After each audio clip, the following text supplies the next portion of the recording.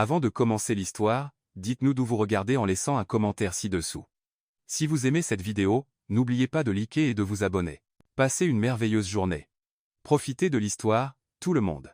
La pièce sentait le papier et l'acier, froide, immaculée et définitive. Ethan se tenait près de la fenêtre panoramique de son bureau d'angle, les mains jointes dans le dos, observant la ville s'effacer à l'horizon. Le coucher de soleil baignait les vitres d'or, mais rien n'adoucissait la dureté de son expression.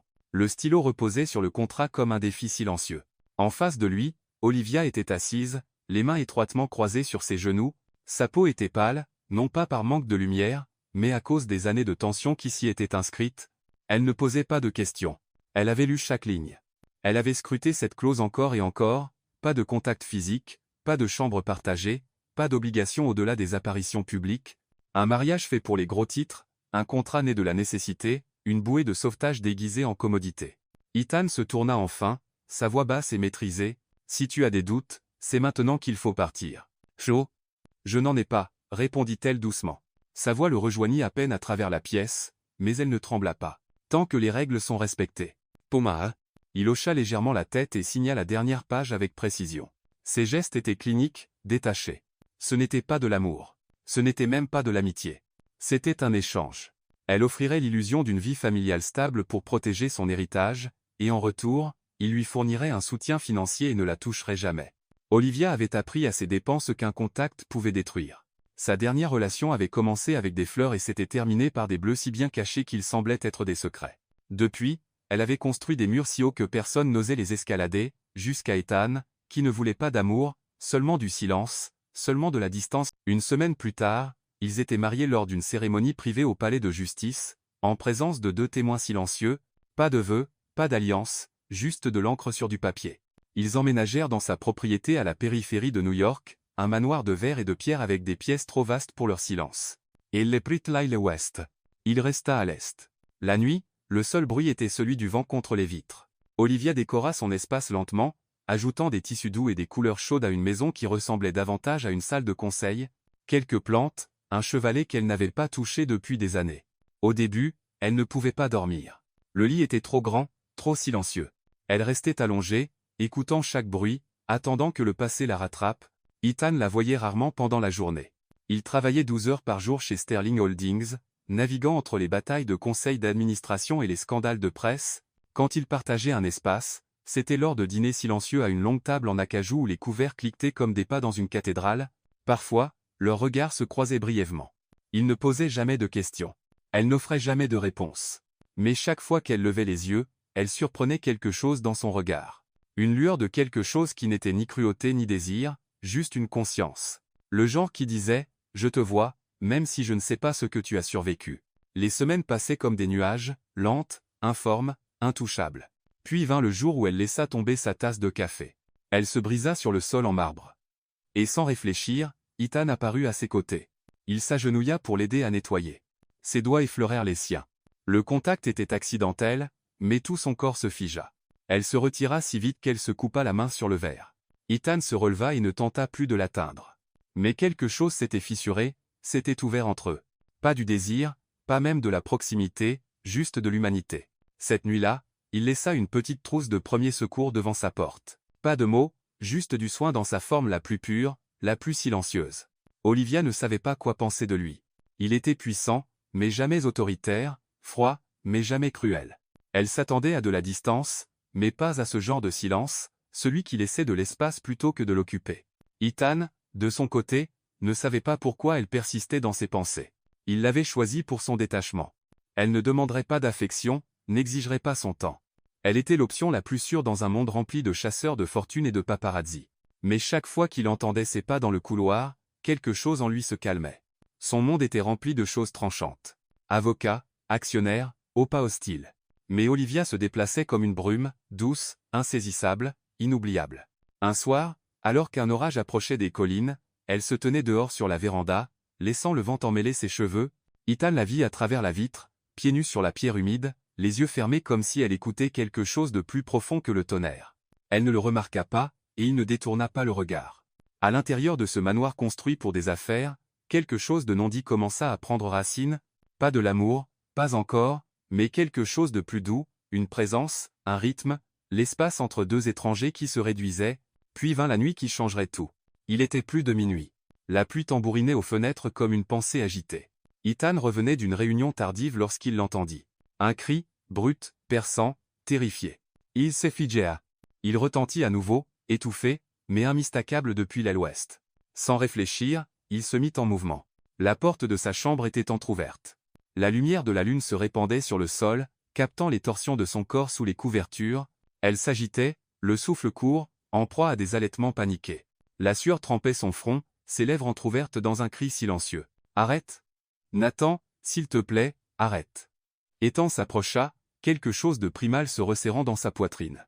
Il s'agenouilla près d'elle et toucha doucement son épaule. « Olivia, Josephs ?» Elle ne se réveilla pas, ses mains se crispèrent en poing. Elle gémit. Et, sa voix se brisa. « Ça va? Tu es en sécurité. » Il ne réfléchit pas. Il réagit. Il s'allongea à côté d'elle, au-dessus des couvertures, prudent de ne pas enfreindre les règles, et enroula un bras autour de son corps tremblant. Elle se raidit mais ne se retira pas. Ça, respiration. Ralentit. Son corps, rigide quelques instants auparavant, se détendit contre le sien. En quelques secondes, le silence. Puis le sommeil. Ethan resta toute la nuit, son bras sous sa tête, ses doigts près de sa poitrine. Il ne dormit pas. Il écouta le rythme de sa respiration, la pluie, quelque chose en lui qu'il n'avait pas entendu depuis des années. Au matin, Olivia remua, ses yeux s'ouvrirent en papillonnant. Lorsqu'elle le vit là, éveillé, la tenant toujours, elle ne cria pas. Elle ne s'enfuit pas.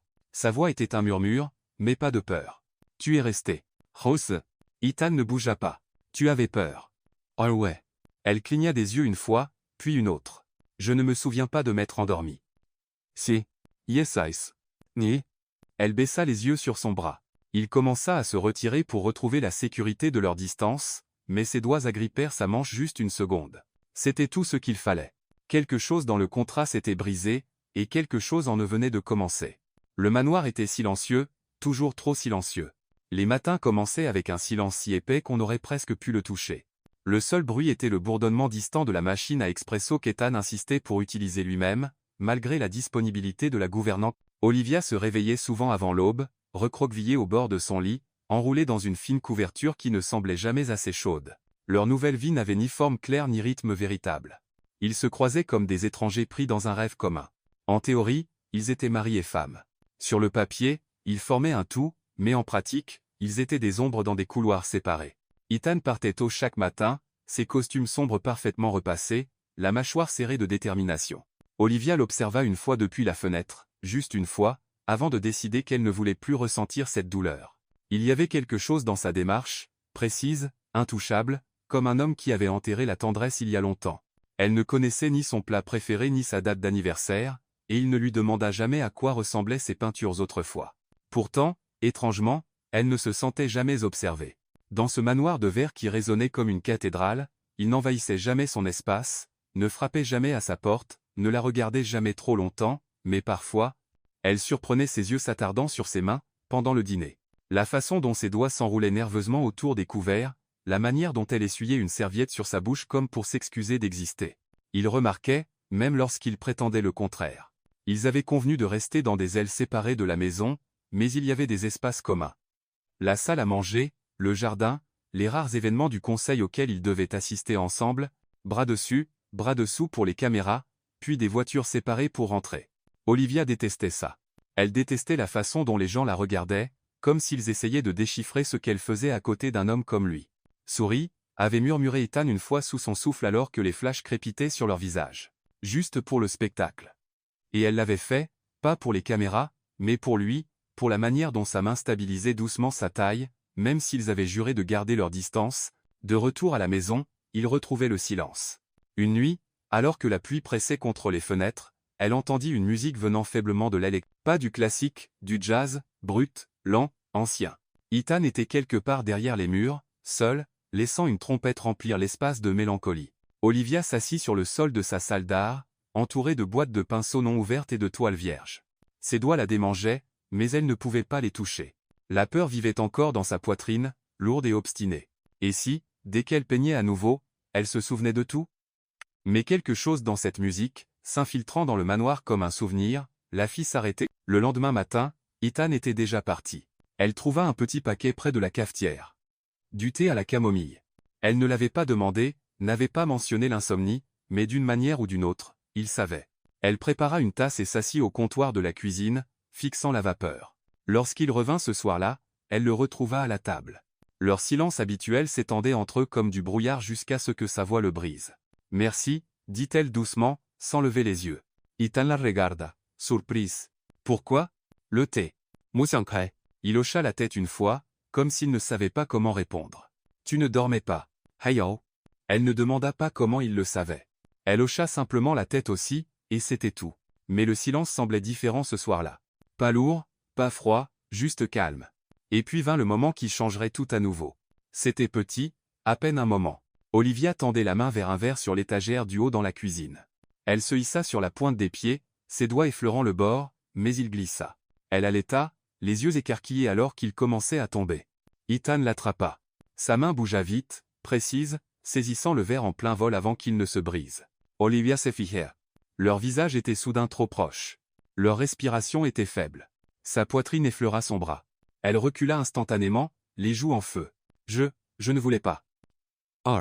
Ce n'est rien, » dit-il, la voix basse, indéchiffrable. Il posa le verre doucement. « Pas de mal. » Puis. Elle hocha la tête, reculant comme un cerf effrayé. Mais elle ne quitta pas la pièce. Au lieu de cela, elle s'appuya contre le comptoir, le cœur battant, sentant l'écho de ce moment vibrer dans sa colonne vertébrale. Il resta là une seconde de plus, la regardant. Puis il partit. Cette nuit-là, elle ne put pas dormir, non pas à cause de la peur, mais à cause de la sensation de sa main effleurant la sienne, car quelque chose de chaleureux s'était éveillé en elle, inconnu, mais pas indésirable. Ethan le ressentit aussi. De retour dans son aile, il desserra sa cravate, regardant son reflet dans le miroir. Que se passait-il? Ce n'était pas censé devenir réel. Le contrat était clair. Il avait choisi Olivia précisément à cause de ses limites. Ses murs la rendaient sûre, prévisible, mais maintenant il commençait à souhaiter pouvoir franchir la ligne. Au fil des jours suivants, leurs dîners s'allongèrent légèrement. Elle commença à arriver à table 5 minutes plus tôt. Il restait 5 minutes de plus. Ils ne parlaient toujours pas beaucoup, mais quand ils le faisaient, les silences entre leurs phrases n'étaient plus aussi tranchants. « Aimes-tu ce que tu fais ?» demanda-t-elle un soir. Il leva les yeux, la fourchette en suspens. « Aimer ça à la société ?» Il réfléchit un instant. « Yenessa espace. Je le fais depuis si longtemps que je ne suis pas sûr de m'être jamais posé la question. » Na. Elle hocha lentement la tête. « Je peignais avant. » Raoud. Il regarda ses mains, puis les taches de couleur sèches sous ses ongles. Sa voix était calme. « Two pints encore. » Ses yeux s'écarquillèrent légèrement. Cette nuit-là, elle ouvrit une boîte, sortit un pinceau, le toucha simplement, et pour la première fois en des années, elle ne tressaillit pas. Ethan remarqua la douce lueur sous sa porte lorsqu'il passa plus tard ce soir-là. Elle resta allumée jusqu'à l'aube. Il ne dit rien, mais en lui, quelque chose s'adoucit. Un matin, alors qu'elle le croisait dans l'escalier, elle dit « Ta musique, le jazz, je l'ai entendu. C'était agréable. » Fanko. Il cligna des yeux. « Tu écoutais. » Samaplo. Mando. Et puis elle était partie, laissant derrière elle l'odeur de lavande et quelque chose de non dit. Cette nuit-là, il joua la même piste à nouveau, juste un peu plus fort. Dans leur monde partagé de verre et de pierre, rien de dramatique n'avait changé. Mais tout semblait différent. Il y avait de nouveaux schémas maintenant, des règles non écrites. Sa tasse apparut à côté de la sienne sur le comptoir. Sa voix s'adoucissait, lorsqu'il prononçait son nom. Ils n'étaient pas amants. Ils n'étaient pas amis, mais ils n'étaient plus des étrangers. Le contrat restait intact. Mais la distance, elle, commençait à se fissurer. Et alors qu'Olivia se tenait près de la fenêtre une nuit, regardant les éclairs danser sur les collines, elle murmura quelque chose dans la vitre. « Je ne pense plus détester être ici. » Ce qu'elle ne savait pas, c'était qu'étant, dans le couloir, regardait le même orage, se demandant quand viendrait le moment où il ne pourrait plus suivre les règles qu'il avait lui-même écrites. Il était presque 3 heures du matin lorsque le cri brisa le silence. Ethan se redressa dans son lit, le cœur battant, les restes d'un sommeil agité s'effaçant instantanément, le son venait de l'aile ouest. Un cri, aigu, brisé, puis une série de gémissements étouffés. Ce n'était pas le genre de bruit qu'on imaginait. C'était réel, trop réel. Et c'était Olivia. Il hésita une seconde seulement. Les règles, le contrat, la distance. Mais sa voix, brute, suppliante, résonnait dans son esprit comme un coup de semonce. Il se mit en mouvement avant que la pensée ne soit terminée. Dans le couloir sombre, pieds nus sur le marbre froid, l'orage dehors correspondait au tumulte en lui. Il n'effrappa pas passe. Il poussa la porte de sa chambre. L'air sentait légèrement la lavande et la peur. La lumière de la lune se répandait sur le lit où Olivia se tordait violemment sous les draps. Ses mains étaient crispées, ses bras s'agitaient comme pour combattre quelque chose d'invisible, son visage tordu de douleur. Non, non. Arrête, Nathan. Laisse-moi. Non. La poitrine d'Ethan se serra. Il ne connaissait pas encore toute l'histoire, mais il connaissait ce nom, celui qu'elle ne prononçait jamais à voix haute sauf quand quelque chose en elle se brisait. Il s'approcha, la voix douce mais ferme. Olivia, ce n'est qu'un rêve. Tu es en sécurité. Hein? Mais elle ne se réveilla pas. Ses cris s'aiguisèrent. Sans réfléchir, il tendit la main vers elle, brisant chaque ligne du contrat, et posa doucement sa main sur son épaule. Olivia. Non. Elle recula, même dans son sommeil. Les larmes trempaient ses tempes. Tout son corps tremblait alors qu'elle criait à nouveau. Il s'agenouilla près du lit, incertain, puis fit lentement quelque chose qu'il n'avait jamais imaginé faire dans cette maison. Il grimpa sur le lit au-dessus des couvertures, tout habillé, prudent de ne pas l'effrayer davantage. Puis il s'allongea à côté d'elle, pas comme un mari, pas comme un étranger, mais comme quelque chose de plus proche d'un protecteur, un bouclier. Il enroula un bras autour d'elle sans appuyer, la laissant sentir la chaleur d'un autre être humain, pas celui qui exige, mais celui qui reste. Et lentement, lentement, son corps commença à se calmer, ses poings se desserrèrent, sa respiration se stabilisa, les cris s'apaisèrent. Elle se déplaça légèrement et se blottit dans la courbe de sa poitrine, sa main reposant près de son cœur. Il ne bougea pas. Pour la première fois de sa vie adulte, Ethan ne pensait pas aux parts de l'entreprise, aux réunions du conseil, ou à l'héritage. Il pensait uniquement à la femme dans ses bras et aux sanglots silencieux qui s'étaient transformés en paix. Le temps passa comme un murmure. Il resta toute la nuit, non par obligation, non par culpabilité, mais parce que quelque chose en lui, quelque chose enfoui depuis des années, refusait de la laisser seule. Le lendemain matin, Olivia remua alors que le soleil réchauffait les draps. Ses cils papillonnèrent avant que ses yeux ne s'ouvrent, trouble de confusion. Elle était encore enveloppée de chaleur. Un battement de cœur régulier résonnait sous son oreille. Elle se raidit. Ethan ne bougea pas. Il était éveillé. L'avait été pendant des heures, observant sa respiration, retenant son souffle, incertain de ce qu'elle ferait en réalisant. Elle se redressa lentement, prudente pour ne pas les effrayer tous les deux. Ses yeux rencontrèrent les siens, grands, indéchiffrables. « Tu étais là » dit-elle, à peine plus fort qu'un murmure. Il hocha la tête. « Tu fais ça et son tsao kemal. »« Pas yeah. » Elle détourna le regard, honteuse. « Je ne voulais pas. »« Tiens, tu n'as pas à t'expliquer, » dit-il doucement. « Tu n'as pas à t'excuser. »« Quoi ?» Le silence s'installa entre eux. Puis elle posa la question à laquelle il n'était pas préparé. « Pourquoi es-tu resté ?» Il ne répondit pas tout de suite, pas avec des mots. Au lieu de cela, il la regarda comme un homme regardant la lumière à travers un verre brisé, quelque chose de beau, fragile, brisé par endroits, mais toujours lumineux. « Parce que tu ne méritais pas d'être seul avec ça, » dit-il enfin. Elle cligna fort des yeux, comme pour retenir ses larmes. « Tu as brisé le contrat. »« Ouais. »« Je l'ai fait, » dit-il, « et je le referai. »« Nangzie. » Ses lèvres s'entr'ouvrirent, mais elle ne dit rien, juste hocha la tête une fois. À partir de ce moment, le contrat ne semblait plus être une loi. Il semblait appartenir à l'histoire. Plus tard cette nuit-là, Olivia frappa doucement à sa porte. Ethan l'ouvrit, déjà vêtu d'un pantalon de survêtement et d'un t-shirt, plus le PDG en costume, mais un homme suspendu entre des rôles. Sa voix tremblait. « Voudrais-tu dormir dans ma chambre encore ce soir ?» Il n'hésita pas. « Bien sûr. »« Fangdo, pas de contact » précisa-t-elle, comme si elle avait peur d'elle-même, de lui, de ce que la sécurité pourrait ressentir trop tôt. « Je sais, » répondit-il, « juste une présence. » Ah, et c'est ce qu'il lui donna. Nuit après nuit, il s'allongeait au-dessus des couvertures, les bras croisés derrière la tête, observant les ombres au plafond. Olivia reposait d'abord dos tourné. Plus tard, elle commença à dormir sur le côté, face à lui. La distance entre eux diminuait avec le temps, mais il ne franchissait plus la ligne. Pas sauf si elle le faisait. Certaines nuits, ils parlaient à voix basse, partageant des fragments de leur enfance. D'autres nuits, ils ne disaient rien du tout. Le silence devint sacré. Et d'une manière ou d'une autre, dans cet accord non dit, une connexion plus profonde qu'un baiser commença à grandir. Olivia recommença à peindre. Pas d'étoiles complètes, juste des couleurs, des formes, des mouvements, un pinceau trempé dans des tons chauds qui n'avaient pas encore de nom. Ethan remarqua les légères traces de cramoisi et d'indigo sur son avant-bras un matin, et ne dit rien, mais sa poitrine se serra de quelque chose comme de l'admiration. Elle guérissait. Et cela commença cette nuit-là. La nuit où il brisa le contrat par compassion, non pour la revendiquer, mais pour lui montrer que toute proximité n'est pas contrôle. Il ne mentionna plus jamais Nathan. Mais il le voyait dans ses yeux, la manière dont les ombres planaient encore autour de certains coins de son esprit, et il se fit un vœu silencieux d'être un espace où elle n'aurait plus jamais à tressaillir. Une nuit, alors qu'ils étaient allongés dans l'obscurité, Olivia parla dans le calme. « Je ne me souviens pas de la dernière fois où j'ai dormi sans me réveiller dans la peur. » Eugène. Ethan tourna la tête vers elle. « Tu l'as fait ce soir. » Haojing. Elle le regarda, les yeux brillants dans l'obscurité. « Parce que tu étais là. » Wotian. Il déglutit difficilement. « Je le serai toujours. » Tan Daoyi.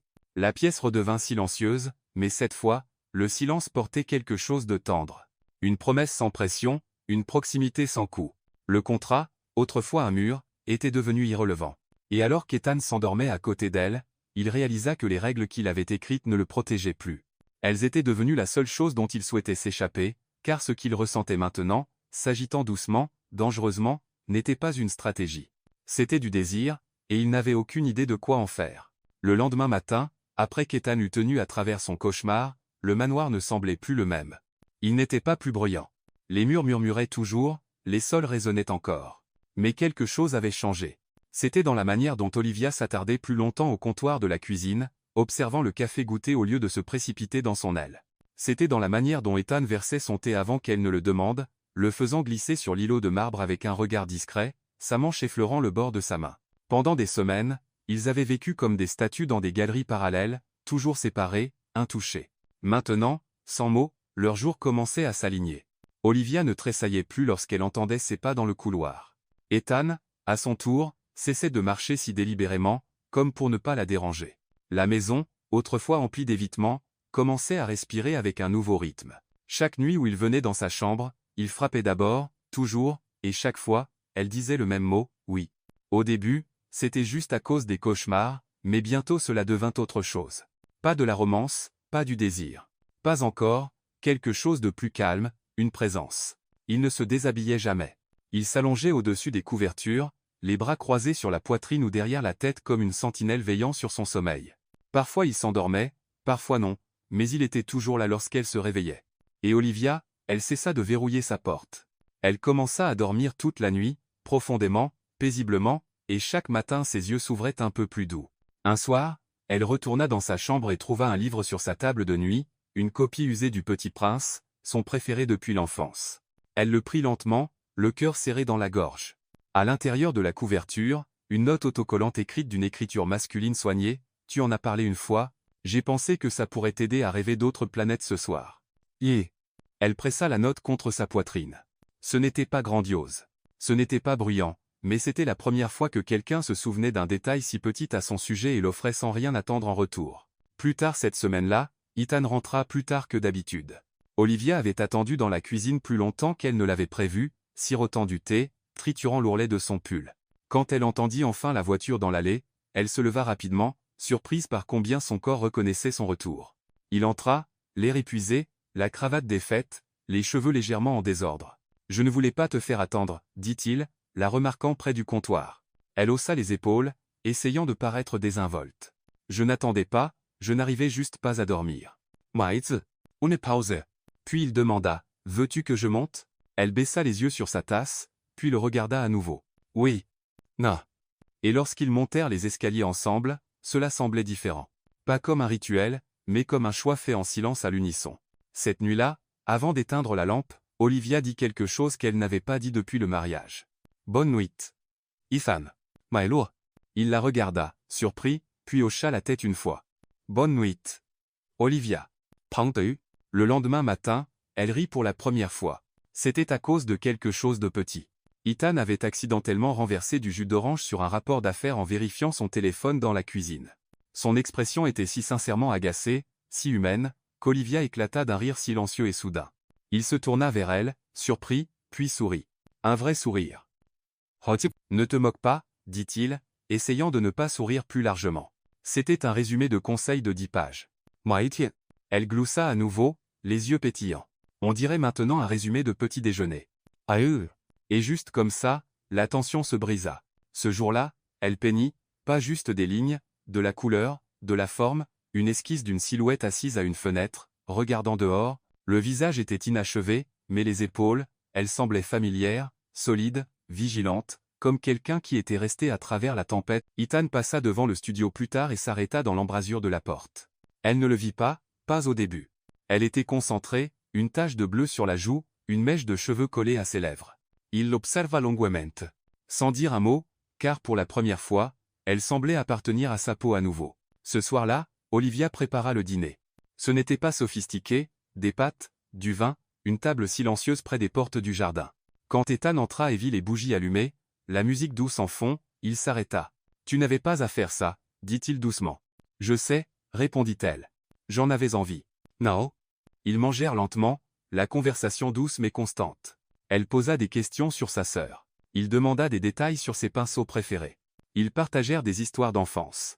Rien de trop lourd, mais assez pour colorer les contours de qui ils étaient avant que le monde ne les endurcisse.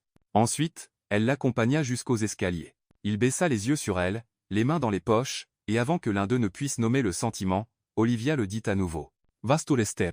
Cette nuit-là, il s'allongea plus près, sans toucher, sans pousser, mais plus près que d'habitude. Et quand elle tendit la main vers la sienne sous les couvertures, hésitante, légère comme une plume, il ne bougea pas, ne parla pas.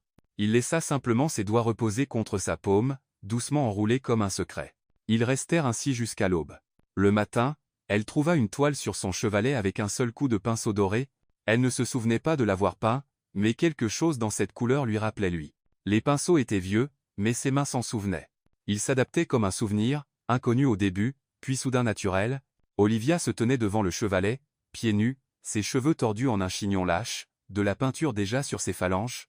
La lumière du matin filtrait à travers les grandes fenêtres en verre, enveloppant le studio dans un silence doré. Elle n'avait pas peint depuis des années, pas depuis que le silence de sa dernière relation avait étouffé sa créativité. Nathan n'avait pas seulement pris sa confiance. Il avait volé ses couleurs. Il lui avait dit que son art était enfantin, inutile, que personne ne comprendrait jamais ce qu'elle essayait d'exprimer. Avec le temps, elle l'avait cru. Mais Ethan n'avait jamais dit un mot sur sa peinture, jamais loué, jamais pressé. Il laissait juste de l'espace. Et d'une manière ou d'une autre, ce silence, le bon type de silence, était plus fort que n'importe quel compliment. Maintenant, elle trempait son pinceau dans un bleu marine profond et le tirait sur la toile. Un seul coup, hésitant, inégal. Elle recula, observa, puis réessaya, cette fois en cramoisi, audacieux, meurtri, et vivant. Elle n'essaya pas d'expliquer ce qu'elle créait. Elle ne le savait même pas elle-même. Tout ce qu'elle savait, c'est que quelque chose en elle avait recommencé à bouger, quelque chose de doux, de sauvage, et désespérément à elle. Cet après-midi-là, Ethan s'arrêta devant la porte de son studio.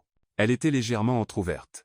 Il n'avait pas l'intention d'intruder, mais la vue à travers l'entrebâillement le fit s'arrêter. Olivia se tenait au milieu de la pièce, un pinceau dans une main, une palette dans l'autre. Sa chemise était éclaboussée de couleurs, son gant taché près des genoux. Un léger fredonnement s'échappait de ses lèvres, sans mélodie, mais plein de souffle. Il y avait une tache d'ocre sur sa joue. Elle semblait radieuse et totalement inconsciente de sa présence. Il aurait pu rester là pour toujours, mais il recula silencieusement, lui donnant l'intimité dont elle ne savait pas qu'elle avait besoin. Plus tard, lorsqu'elle le rejoignit dans la cuisine, les joues rosies par des heures passées dans le studio, elle trouva une petite note à côté de sa tasse de thé, « Bienvenue de retour ». Juste 2 mots, mais elle savait ce qu'ils signifiaient, et sa poitrine se serra de quelque chose comme de la gratitude. Au fil des jours suivants, son studio se transforma. Les toiles vierges disparaissaient une à une. La pièce se remplissait de couleurs. De vie, l'odeur d'huile de lin et d'acrylique emplissait les couloirs, remplaçant la froide stérilité qui marquait autrefois son aile. Ethan ne demanda jamais à voir son travail, mais il remarqua comment sa posture changeait, comment elle se tenait plus droite, souriait plus longtemps, comment ses yeux commençaient à refléter la lumière au lieu de l'absorber. Et Olivia remarquait des choses sur lui, aussi. Il rentrait plus tôt maintenant, posait son téléphone face cachée pendant le dîner. Une fois, elle le surprit appuyé contre l'encadrement de la porte du jardin, regardant les fleurs avec une douceur qu'elle n'avait jamais vue auparavant. Il était toujours un homme de contrôle, toujours précis, retenu. Mais maintenant, elle entrevoyait des éclats du garçon qu'il avait dû être autrefois, avant que l'ambition ne le sculpte en arête vive. Une nuit, elle erra dans le salon et le trouva au piano. Elle ne savait pas qu'il jouait. La pièce était simple, lente, mélancolique. Elle resta silencieusement dans l'ombre, observant ses doigts danser sur les touches comme s'il racontait une histoire que lui seul pouvait entendre. Lorsqu'il termina, il leva les yeux et la vit. Leurs regards se croisèrent, et dans ce regard, quelque chose passa entre eux qu'aucun n'osa nommer. Elle s'approcha lentement et s'assit sur le sol près du piano, posant sa joue contre ses genoux. « Ça t'est manqué ?» demanda-t-elle. Il se tourna vers elle. « Manqué quoi ? Jouer pour toi-même, avant que tout ne devienne une question de responsabilité, hein ?» Il resta silencieux un long moment. Puis il dit, je ne sais pas si je me souviens de ce que ça fait. Hey. Elle ne parla pas, resta juste là près de lui tandis que le silence les enveloppait à nouveau. Mais pas comme avant. Maintenant, c'était un pont. Plus tard cette semaine-là, Olivia apporta une de ses peintures plus petites dans la salle à manger. Elle n'était pas terminée, mais elle était brute, honnête, une silhouette debout au bord d'une falaise, entourée d'ondes de couleurs, de peur, de mémoire et de mouvement. Elle la posa sur la table avant le dîner. Ethan s'arrêta lorsqu'il la vit. Il ne parla pas tout de suite, juste regarda. Vraiment regarda. Puis il dit, elle semble attendre quelque chose. Non? Olivia cligna des yeux. Elle l'est? Oui. Quoi? Elle hésita, puis murmura. Une raison de rester. Mais ça. Ethan rencontra ses yeux à travers la table. Tu n'as pas besoin d'une raison, dit-il doucement. Tu es une raison. Ouais. Elle baissa les yeux, le cœur battant. Quelque chose avait changé à nouveau. Plus tard cette nuit-là, lorsqu'il la rejoignit dans sa chambre, il apporta sa copie du Petit Prince. Ils lurent quelques pages en silence, côte à côte, sous la douce lueur de sa lampe. À un moment, il s'arrêta et demanda, « Te souviens-tu pourquoi tu aimes tant cette histoire ?» Elle hocha la tête. « Parce qu'elle me rappelle que les choses les plus importantes sont invisibles. » Hein? Il sourit faiblement. « Comme la confiance ou la guérison ?» ajouta-t-elle. Il ne se tint pas la main cette nuit-là, mais leurs cœurs n'étaient plus des étrangers. Un matin, elle peignit quelque chose de nouveau. Un homme et une femme debout à l'écart, mais reliés par des fils dorés scintillant à travers un ciel orageux. Ce n'était pas à propos de romance. C'était à propos de la présence, de la sécurité d'être vu sans être touché, tenu sans être capturé. Olivia regarda la toile finie, ses doigts tachés d'or. Elle recula et réalisa qu'elle l'avait peint, pas en ressemblance, mais en essence, dans la manière dont la silhouette se tenait, vigilante, protectrice, jamais menaçante, et dans la manière dont la lumière se pliait vers lui. Ce soir-là, elle invita Ethan dans le studio. Il entra lentement, incertain. C'était la première fois qu'elle lui permettait d'entrer dans l'espace qu'elle avait gardé comme un sanctuaire. Elle désigna la peinture. « C'est toi. » Mais... Il la regarda, les yeux s'adoucissant. Et pour la première fois, Ethan, l'homme qui ne laissait jamais personne entrer, se sentit vu. Pas en tant que PDG, pas en tant que mari sur le papier, mais en tant qu'être humain. Il se tourna vers elle. « C'est magnifique. » Oh.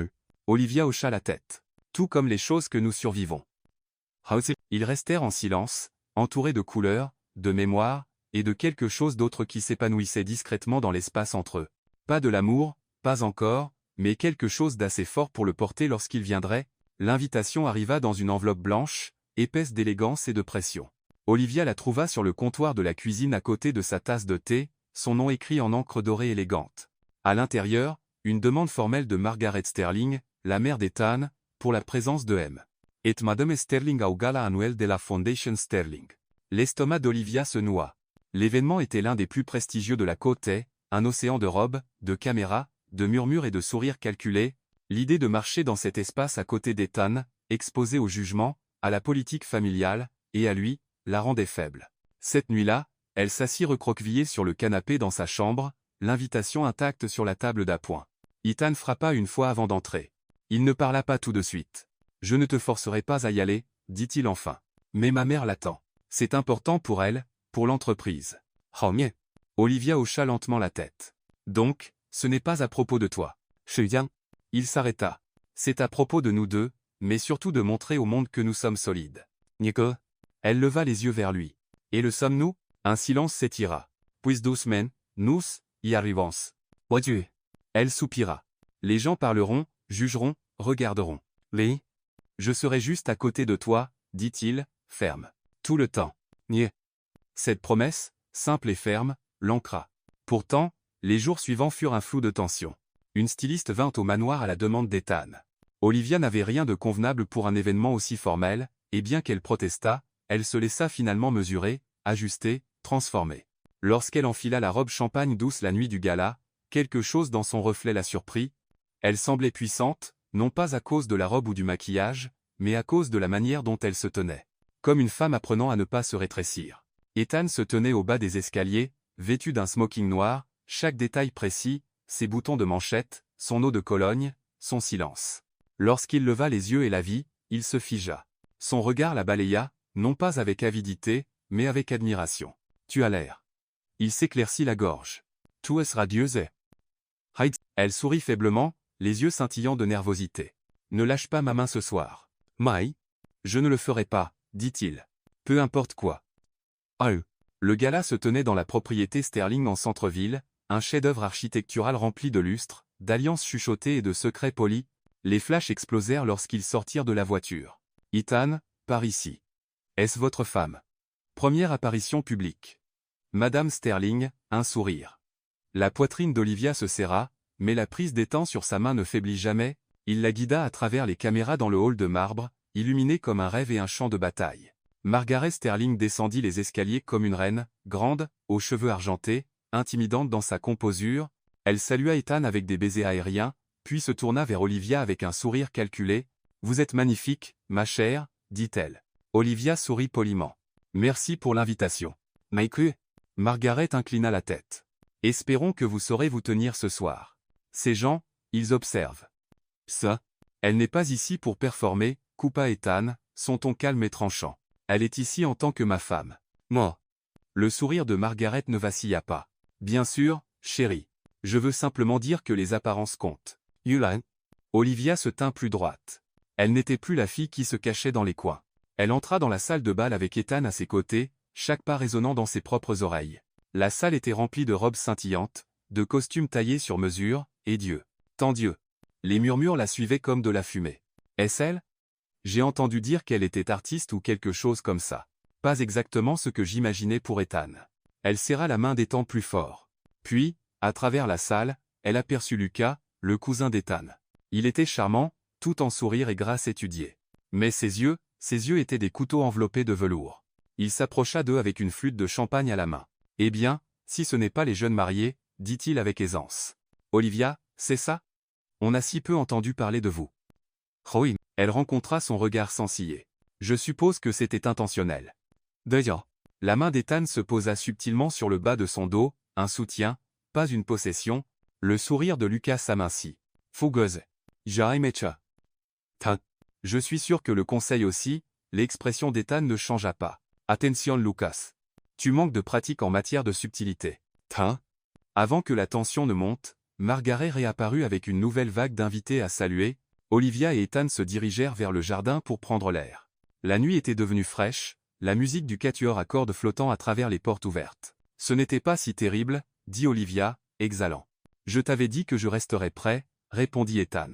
Mais alors, tout se figea. De l'autre côté du patio, près des fontaines, une silhouette familière la regardait. Nathan. Son souffle se coupa. Son corps devint froid. Ça ne pouvait pas être. Il était censé être parti, hors de l'état, hors de sa vie. Mais il était là, souriant. Ethan sentit sa main se radir dans la sienne. Qu'est-ce qu'il y a? Elle ne répondit pas. Il se tourna pour suivre son regard, et sa mâchoire se serra. Qui est-ce? Murmura-t-elle. Nathan? Oh. Et juste comme ça, sa peau se couvrit de chair de poule, ses genoux faiblirent. Ethan se plaça devant elle, protecteur. Restez ici. Cédant. Non, s'il te plaît, ne me laisse pas seul. Elle attrapa son bras. Il baissa les yeux sur elle, vit la terreur dans ses yeux, et pour la première fois, Ethan, PDG, stratège, héritier, oublia le contrat, oublia la politique, oublia le public. Il attira Olivia dans ses bras là, sur les marches du gala. Pas une performance, pas pour la presse, un bouclier. Il la conduisit dans un coin tranquille et murmura, « Tu es en sécurité. Je ne le laisserai pas t'approcher. » Yeah. Sa respiration était erratique. Je pensais que j'avais dépassé ça. Je pensais que j'allais bien. Oui. Tu vas bien, dit-il doucement. Tu es courageous. Ça ne l'efface pas. Hein? Elle leva les yeux vers lui, les yeux vitreux. Il m'a détruite. Ethan secoua la tête. Non, Olivia, il t'a brisé. Mais c'est toi qui as choisi de guérir. Folie. Elle ferma les yeux, ses bras toujours autour d'elle. Et pour la première fois en public, elle ne se sentit pas observée. Elle se sentit soutenue. Ils quittèrent le galato. Ethan n'attendit ni excuses ni explications.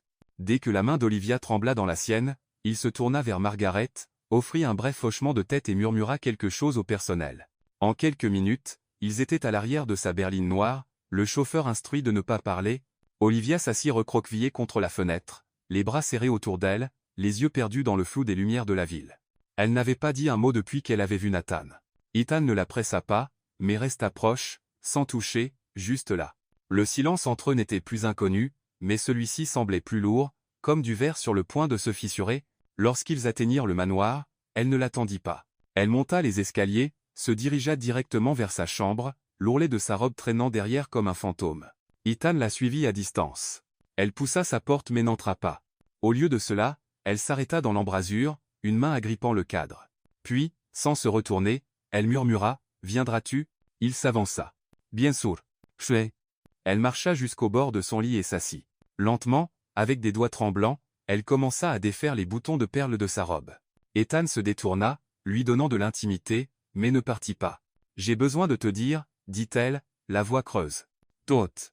Oui. » Il se tourna vers elle. Elle était maintenant en peignoir lâche, le visage nu, les cheveux défaits comme un rideau, cachant sa vulnérabilité. « Je ne m'attends pas à ce que tu répares ça, » continua-t-elle. « Mais je ne veux plus me cacher de toi. » Price. Ethan s'assit dans le fauteuil en face d'elle. Il n'interrompit pas. Son silence n'était pas passif. C'était une permission. Olivia prit une profonde inspiration. « J'avais 19 ans quand j'ai rencontré Nathan », commença-t-elle. Il était plus âgé, confiant. Il me faisait sentir que j'avais de l'importance. Au début, c'était gentil, même doux. Il m'encourageait à peindre, disait que j'avais un don. Elle s'arrêta, les yeux vitreux. Et puis ça a changé. Rai. Sa voix se serra. Il a commencé à critiquer tout. Mes amis, mes vêtements, mes peintures. Il disait que j'étais trop émotive, trop sensible, que mon art était enfantin, que je devais être reconnaissante qu'un homme comme lui voit quelque chose en moi. La mâchoire d'Ethan se serra, mais il ne dit rien. Puis est venue l'isolation, continua-t-elle. Petit à petit, il m'a rendue dépendante de lui. J'ai arrêté de peindre, de voir des gens. Je l'ai cru quand il disait que personne d'autre ne voudrait jamais de moi, que j'étais brisée. Ses mains tremblaient maintenant. Il ne m'a jamais frappé. Pas comme les gens s'y attendent, mais il m'a déchiré de l'intérieur. J'ai complètement perdu qui j'étais. Il m'a fallu tout ce que j'avais pour partir. Et quand je l'ai fait, je me suis promis de ne plus jamais laisser quelqu'un s'approcher. Elle leva les yeux alors, directement dans ceux d'Ethan. Jusqu'à toi. Moi aussi. Une larme glissa sur sa joue. Tu n'as pas forcé ton chemin. Tu es juste resté. Et je ne savais pas à quel point j'avais besoin de ça jusqu'à ce soir. Ah eux? Ethan exhala lentement, ses mains serrées dans son giron. Olivia, dit-il doucement, tu n'as jamais eu besoin d'être réparée. Ce qu'il t'a fait était de la cruauté, pas la vérité. Et le fait que tu te sois éloigné de ça, que tu aies reconstruit une partie de toi, c'est de la force. Elle ferma les yeux, un seul sanglot s'échappant. Il se leva, s'approcha lentement, et s'agenouilla devant elle. « J'ai besoin que tu saches quelque chose, » dit-il. Ce mariage a commencé comme une stratégie, un moyen de protéger l'entreprise. Tu n'étais pas censé compter. Lei. Il leva les yeux vers elle, vulnérable maintenant. Mais tu comptes, Tran. Elle cligna des yeux. Ethan. Lui. Il tendit la main vers la sienne, et cette fois, elle ne se retira pas. Je ne le laisserai plus jamais s'approcher de toi, dit-il. Je te les promets. Raoud. Olivia murmura, il a été invité. Quelqu'un savait qu'il serait là. L'expression d'Ethan s'assombrit. Alors je découvrirai qui. Et je m'assurais que ça ne se reproduise plus. Raoyin. Elle s'appuya contre lui, le front reposant sur son épaule. Je ne veux plus avoir peur. Mais ça. Tu n'auras pas à l'avoir, murmura-t-il. Pas tant que je respirais. Oui. Cette nuit-là, elle ne lui demanda pas de dormir au-dessus des couvertures. Elle tira la couverture. Sans un mot, Ethan s'allongea à côté d'elle, tout habillé, prudent, présent. Et quand ses doigts cherchèrent les siens, il ne se contenta pas de tenir sa main. Il tint l'espace pour son chagrin, pour sa rage, pour sa force, pour sa renaissance. Le lendemain matin, il passa un appel avant le lever du soleil. « Trouvez-moi tout sur Nathan Carver », dit-il au téléphone. Où il travaille, où il vit, qui l'a invité au gala. Je veux chaque détail. À la fin de la journée, il avait des noms. Lucas, son cousin, toujours charmant, toujours calculateur, avait étendu l'invitation sous prétexte de réseautage, mais le timing était trop précis, trop cruel. Ethan le confronta le lendemain soir au bâtiment de Sterling Holdings. « Tu as dépassé une limite, » dit-il, nez à nez avec Lucas dans le salon exécutif. Lucas haussa un sourcil. « Elle est ta femme, Ethan. Ne devrait-elle pas pouvoir gérer un peu de pression ?» Ethan n'est-il la passe. Tu as invité son agresseur à un événement public. Mai. J'ai invité un invité avec un potentiel commercial. Praeti. La voix d'Ethan devint glaciale. Toi est fini. Maetan. Lucas Reed. Tu penses pouvoir m'écarter? Le conseil me fait confiance. Matuo. Ethan Sarit Freudment. Pas quand ils entendront les enregistrements. Lucas Palic. De retour au manoir, Ethan ne raconta pas tout à Olivia tout de suite, non pas parce qu'il ne lui faisait pas confiance, mais parce qu'il voulait la protéger de plus de stress. Au lieu de cela, il retourna dans son studio où elle peignait à nouveau. Il observa depuis l'embrasure de la porte. « Qu'est-ce que c'est cette fois » demanda-t-il doucement. Elle sourit. Quelque chose de nouveau, quelque chose de féroce. Si. Et c'était le cas. Une toile remplie de feu. Pas de destruction, mais de transformation. Elle le regarda, de la couleur sur les joues, les yeux brillants. « Crois-tu que les gens peuvent se remettre de n'importe quoi » Ethan entra dans la pièce sans hésitation. « Je crois que tu l'as déjà fait. » Teenage Hang. Le lundi matin, le manoir ne semblait plus être une retraite. Il semblait être une forteresse. Ethan avait déjà installé une entreprise de sécurité privée avant qu'Olivia ne se réveille. Les caméras furent vérifiées, le personnel interrogé, les listes d'accès révisées. Chaque coin de la propriété fut cartographié avec une précision silencieuse. Ce n'était pas de la paranoïa. C'était de la protection. Lorsqu'Olivia entra dans la cuisine ce matin-là, encore en peignoir, les cheveux ébouriffés par le sommeil, elle remarqua l'homme avec une oreillette discrète debout près de la porte d'entrée. Elle se tourna vers Ethan avec les sourcils froncés. « Qui est-ce » Ethan posa sa tablette. « Il s'appelle Tom, ancien de la marine. Il est ici pour toi. »« Ah eux » Elle cligna des yeux. « Tu as engagé un garde du corps. » Il hocha la tête. « Deux, en fait. Un pour la maison. Un pour partout où tu vas. Ils sont formés pour être invisibles, mais toujours vigilants. »« Pas bien. » Olivia déglutit difficilement. « Tu ne m'as pas demandé. »« Non. Je n'avais pas à le faire, » dit-il doucement. Après ce qui s'est passé au gala, il ne s'agit pas seulement de sécurité. Il s'agit de tranquillité d'esprit. Tu mérites de dormir sans te demander qui pourrait surgir dans une foule. Ouin. Elle le fixa longuement, puis hocha la tête. Merci. Tôt.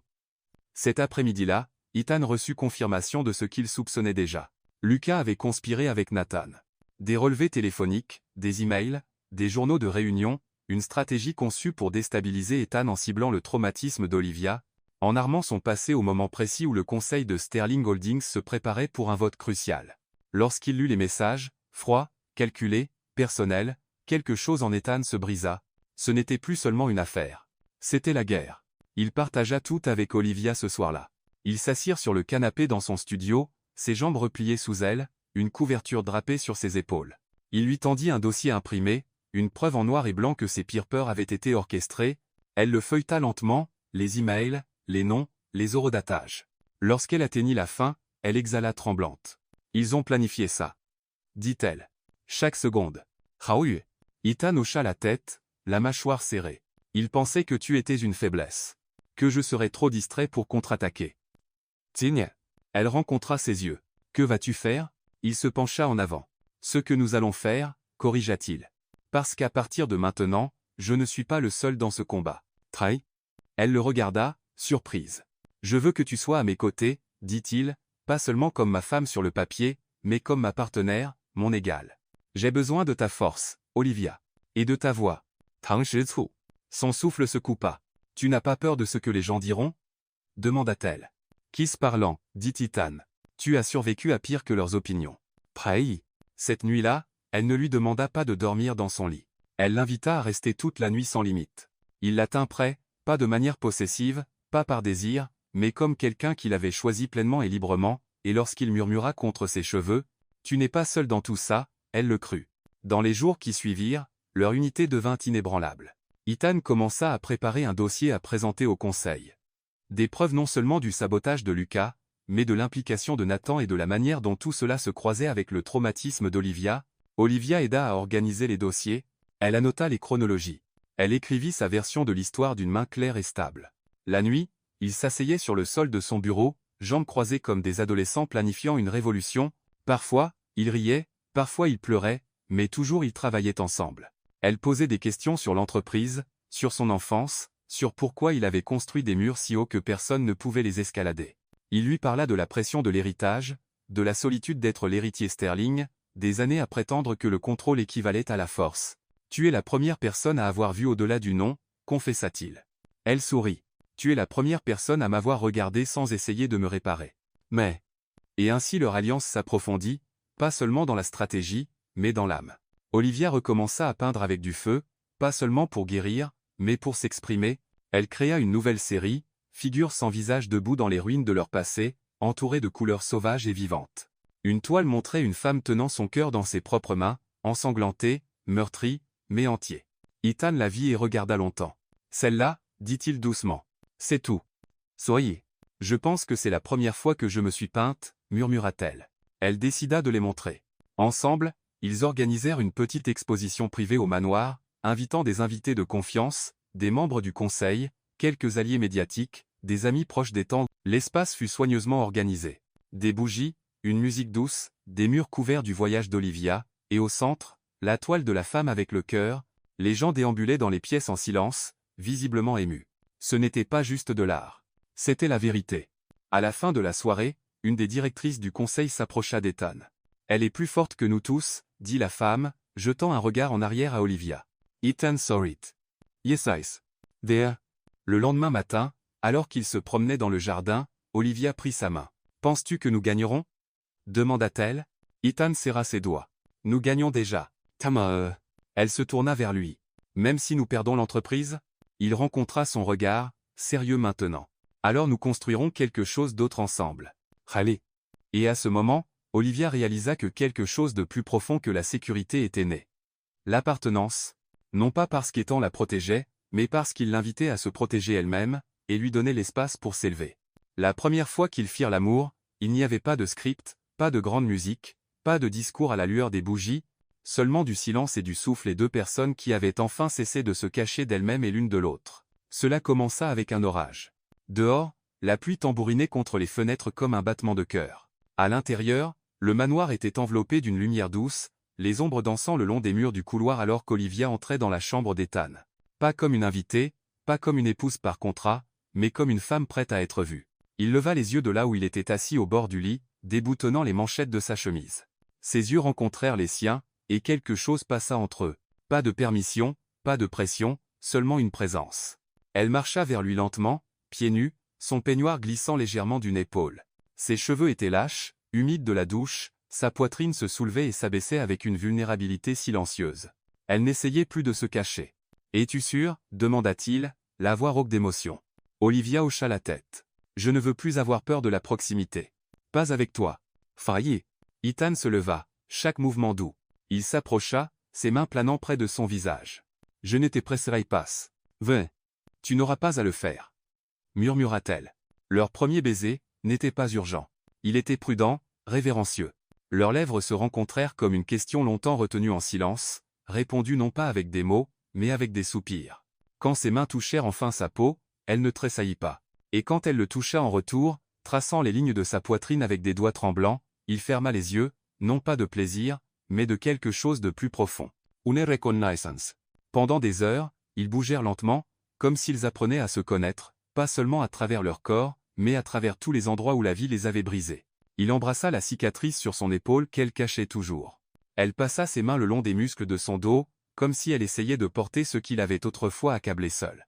Et lorsqu'ils reposèrent emmêlés dans l'après, la sueur refroidissant, les cœurs battant encore, elle murmura, « Tu ressembles à un foyer. » C'est. Ethan pressa ses lèvres sur son front. « Toi aussi. » Non. À partir de cette nuit, rien ne fut plus pareil. Ils ne partageaient pas seulement un lit. Ils partageaient un espace. Un véritable espace. Le matin, il lui apportait du thé avant qu'elle ne se réveille. À midi, elle lui envoyait des croquis de sa dernière peinture. La nuit, il restait allongé à parler de tout et de rien. Des souvenirs, des regrets, des rêves silencieux qu'il n'avait jamais osé exprimer auparavant. Un soir, Olivia le trouva sur le balcon, regardant les étoiles avec un regard lointain. « Ça va » demanda-t-elle, s'approchant de lui. Il hocha lentement la tête. « J'ai passé ma vie entière à construire quelque chose que je pensais me rendrait complet, mais rien de tout cela n'a jamais touché cette partie de moi. » Quoi ? Quelle partie ? Il la regarda, les yeux crus. La partie qui voulait juste être vue, pas comme un héritier, pas comme un PDG, mais comme moi. Elle posa sa tête sur son épaule. « Alors laisse-moi te voir. » Banti. Et il la laissa faire. Il lui parla de la pression de grandir avec un nom qui pesait plus lourd qu'une montagne. Du père qui ne mesurait la valeur qu'en termes de profit, des moments où il avait presque craqué mais ne l'avait pas fait parce que personne ne lui demandait jamais ce qu'il ressentait. « J'ai été formé pour gagner, pas pour ressentir, confessa-t-il, jusqu'à toi. » Olivia tendit la main vers la sienne. Nous avions tous deux oublié comment ressentir, mais nous nous en souvenons maintenant. Non. Elle commença à le peindre, pas son visage, mais son essence en tourbillon d'or brûlé et de bleu acier, en lignes qui exprimaient le silence et la retenue, équilibré par des explosions soudaines de vulnérabilité. Quand il l'évite, il resta immobile longtemps. C'est moi. Luzietao. Elle hocha la tête. La version que tu ne savais même pas exister. Xiaoxin. Il l'attira dans ses bras. Et tu l'as fait sortir. Non. L'intimité entre eux s'approfondit avec le temps, pas seulement physique, mais émotionnelle. Ils cuisinaient le petit déjeuner ensemble, se cognant les hanches et riant sur des œufs brouillés. Ils dansaient pieds nus dans le salon le dimanche matin, la musique basse, leur corps se balançant comme si personne ne les avait jamais blessés. Et pourtant, tout n'était pas parfait. Il y avait encore des moments. Des moments où Olivia se figeait, si elle était surprise trop vite. Des moments où Ethan se réveillait de rêve de la voix de son père, jugeante, menaçante. Mais maintenant, ces moments ne les séparaient pas. Ils se témoignaient l'un à l'autre à travers eux. Un après-midi, alors qu'Olivia peignait dans son studio, Ethan entra avec quelque chose enveloppé dans du lin. « Je veux que tu vois ça. » dit-il.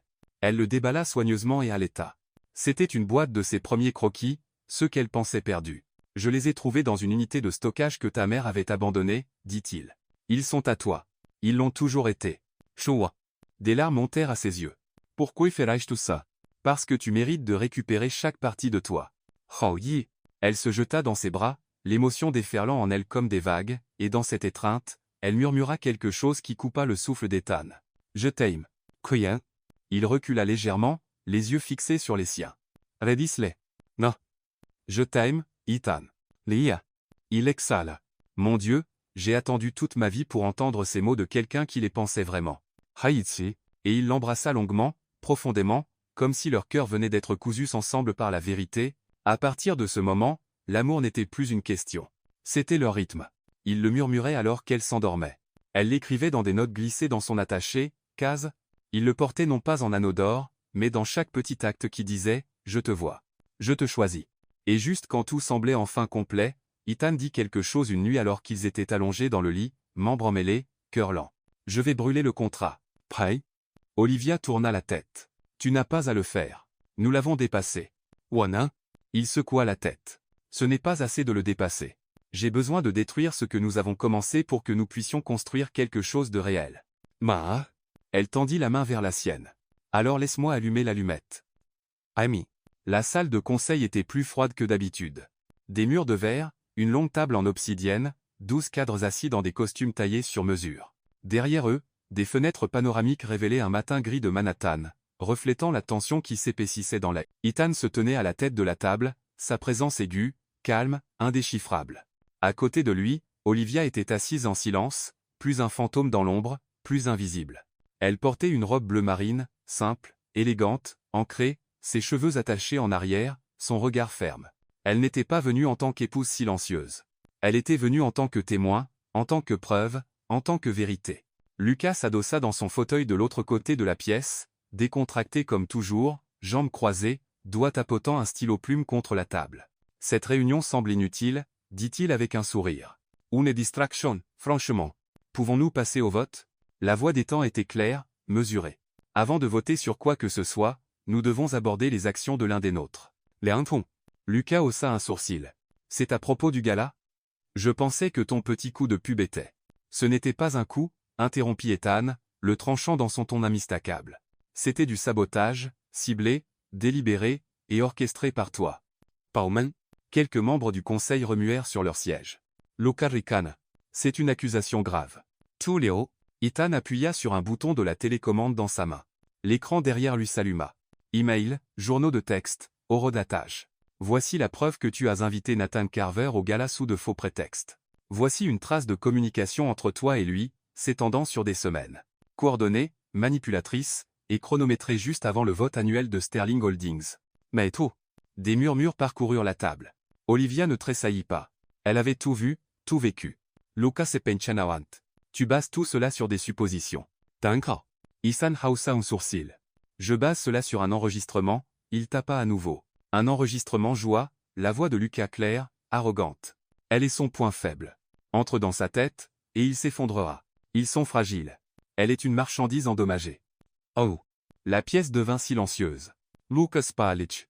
La main d'Olivia reposait calmement sur ses genoux, bien que son cœur battait fort. Elle regarda autour de la table, sa voix calme et résolue. J'ai été invité à ce gala pour être humilié. L'homme que vous avez entendu sur cette bande, c'est mon ancien agresseur. Je l'ai quitté il y a des années. Et pourtant, ils ont utilisé mon passé comme une arme. Elle les scellait valentement. La pièce l'a suivi des yeux. Je ne suis pas ici pour la vengeance. Je suis ici pour la vérité. Vous pouvez voter aujourd'hui sur les chiffres, sur l'héritage, sur les métriques de performance, ou vous pouvez voter sur l'intégrité, sur ceux à côté de qui vous choisissez de vous tenir, parce que cette entreprise sera façonnée non seulement par le profit, mais par les gens. Bah, une longue pause. Puis elle ajouta doucement, je ne suis pas brisé, et lui non plus. Ah. Ethan la regarda, vraiment, et à ce moment, il n'était pas juste fier, il était humilité. Pour la première fois de sa carrière, ce n'était pas lui qui gagnait la salle. C'était elle. Le président du conseil s'éclaircit la gorge. Madame Sterling, merci. Vos mots étaient puissants. Il se tourna vers Ethan. Mais, Sterling, avez-vous une recommandation formelle? Ethan hocha la tête. Je propose de suspendre Lucas Sterling indéfiniment et de le retirer de toutes les positions de vote jusqu'à nouvel examen. Avec effet, immédiat. Pinto. Lucas se leva, poing serré. Tu ne peux pas faire ça. Je suis cette entreprise. Hoti. Non, dit Ethan, s'avançant. Tu en étais la pourriture. Oh. La sécurité entra dans la pièce avant que Lucas ne puisse répondre. Alors qu'il était escorté dehors, il lança un regard noir à Olivia. Elle ne détourna pas les yeux. Ethan se tourna vers la table. Maintenant, votons. Ce fut unanimé. Après la réunion, la salle de conseil se vida lentement, les membres hochant respectueusement la tête vers Olivia en partant. Certains lui serrèrent la main.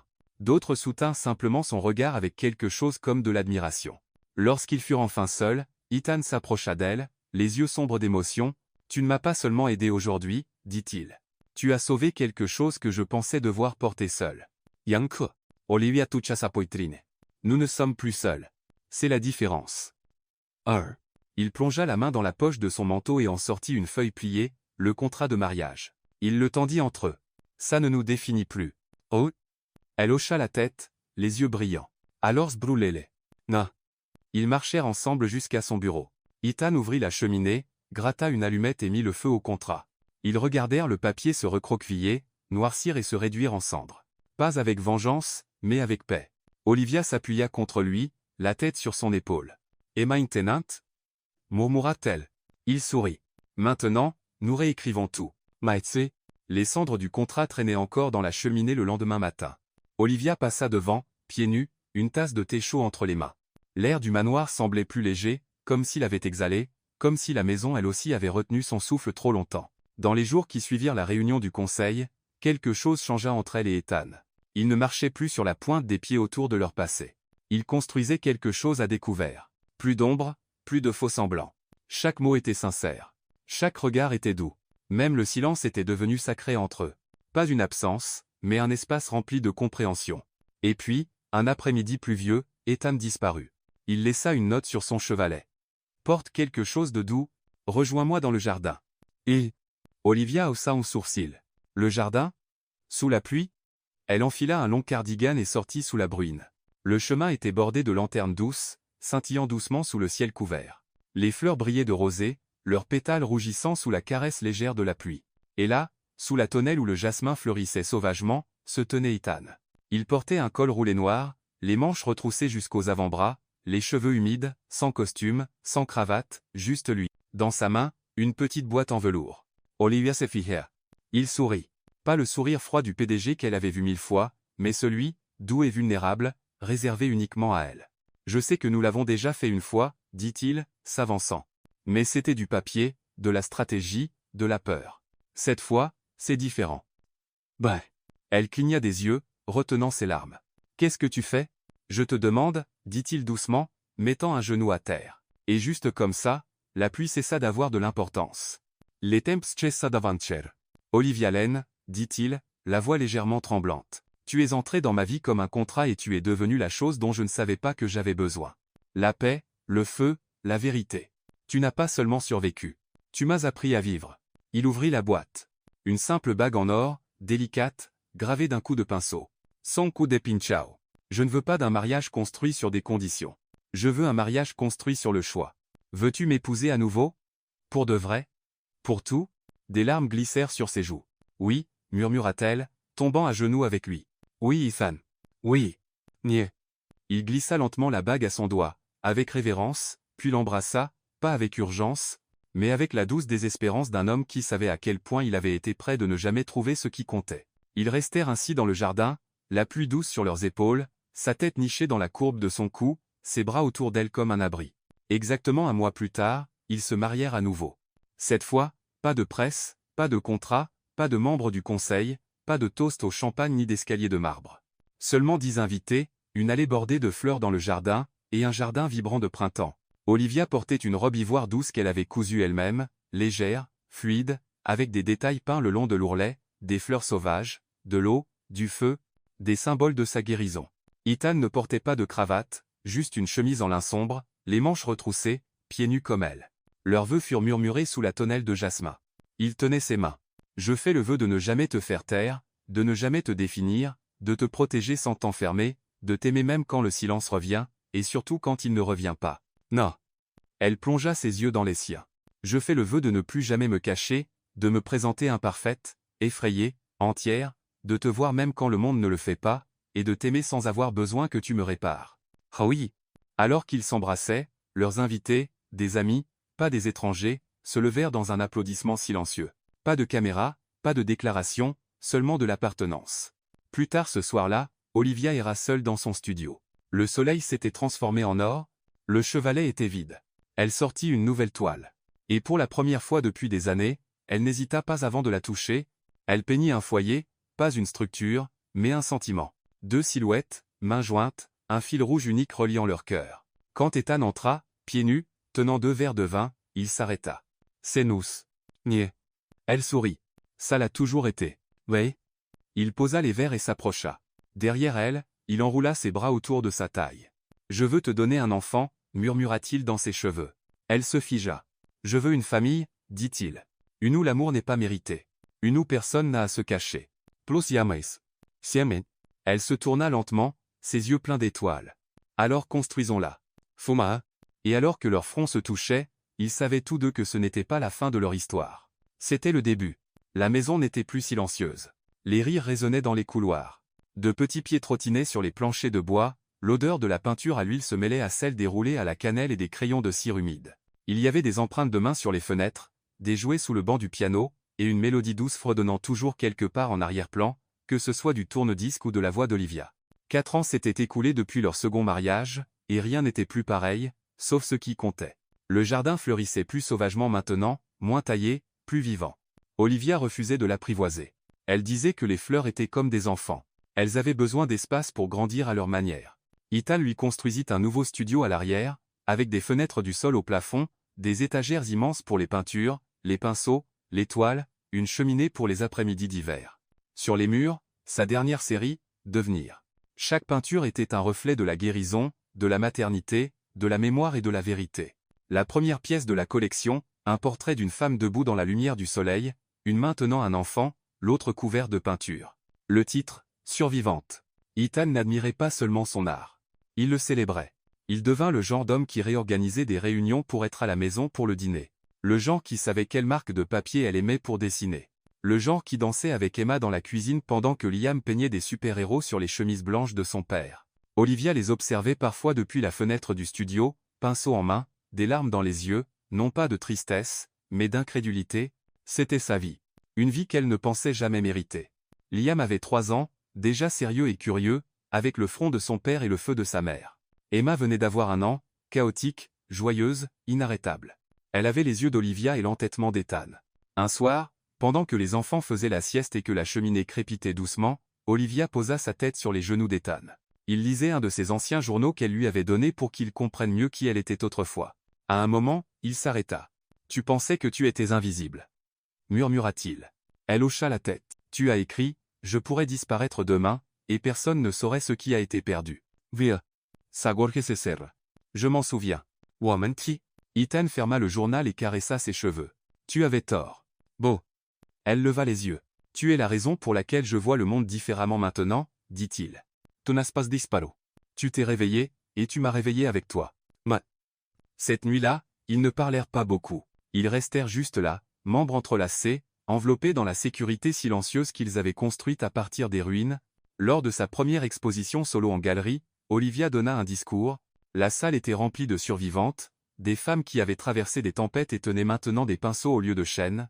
Ethan se tenait à l'arrière, portant Emma sur son épaule, Liam à côté de lui. Olivia prit le micro. Il fut un temps, dit-elle, où je croyais que ma valeur était liée au silence, où je pensais que la douleur devait rester cachée pour être réelle. Mais l'amour, le vrai amour, est ce qui a brisé ce silence. Elle sourit à travers ses larmes. Je ne suis pas seulement tombée amoureuse d'un homme. Je suis tombée amoureuse d'une vie que je n'imaginais jamais pouvoir être la mienne. Shegwan. Le public se leva pour applaudir, non pas parce qu'elle était brillante, bien qu'elle le fût, mais parce qu'elle était vraie. De retour à la maison, Ethan mit les enfants au lit et trouva Olivia sur le balcon, sirotant du vin sous les étoiles. Il enroula une couverture autour de ses épaules, puis embrassa sa tempe. « Tu ne cesses jamais de devenir, murmura-t-il. Elle le regarda, les yeux brillants. Toin en plus. Ri. Ils restèrent en silence, regardant la lune grimper lentement au-dessus du jardin. Et alors que le vent les caressait, doux, frais, familier, Olivia tendit la main vers la sienne. « Penses-tu que le passé disparaît vraiment un jour ?» demanda-t-elle. « Non, dit-il, en roulant ses doigts autour des siens. Mais je pense que nous apprenons à le porter différemment, comme une ombre qui ne nous effraie plus. » Mais elle posa sa tête sur son épaule. « Je vivais dans la survie, murmura-t-elle. Il embrassa le sommet de sa tête. « Maintenant, tu vis dans la couleur. » Et à ce moment, avec le monde silencieux et plein autour d'eux, Olivia Lane Sterling savait que son histoire n'était pas terminée. Elle avait commencé, dans des coups de pinceau, dans des berceuses, dans des bras qui tenaient sans blesser, dans un amour qui grandissait là où le silence vivait autrefois. Elle pensait choisir le silence pour survivre. Mais en vérité, elle attendait quelqu'un qui n'aurait pas peur de ses ombres.